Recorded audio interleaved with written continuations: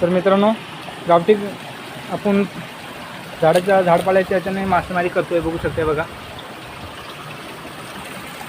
तर याच्यातून मासे बघू शकते बघा, इथे मासे पण आहेत. कोणताही साईड इफेक्ट नाही का? आणि ह्याच्यात कोणताही साईड इफेक्ट नाही होत आहे, ना पाण्याचं होत आहे ना माशांचं. हे बघू शकते बघा, इथे मासे ऑलरेडी आपण पकडले होते बघा मलाचे. असे खालपर्यंत आपण पकडणार आहोत मासे. आणि ह्या झाडाचं नाव काय मलाही माहीत नाही मित्रांनो, पण हे मोठी झाड आहे ना नदीच्या कडेला झाडांचं.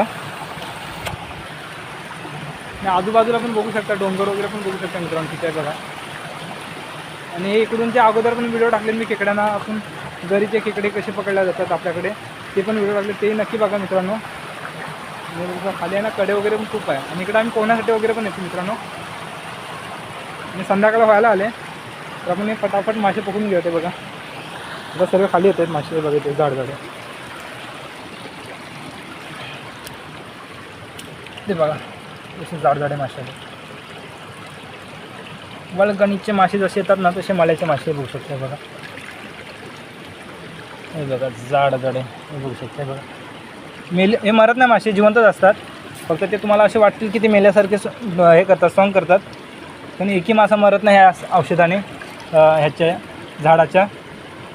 कारण पूर्ण नॅचरल आहे ते.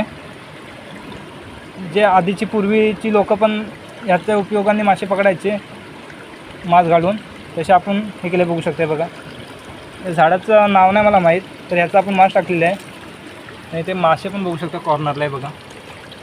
जो कोणी नवीन असेल ना आपल्या चॅनलवर मित्रांनो, चॅनलला सबस्क्राईब करा आणि मित्रांना पण शेअर करा. आणि कमेंट्समध्ये मला नक्कीच सांगा व्हिडिओ कसा वाटला.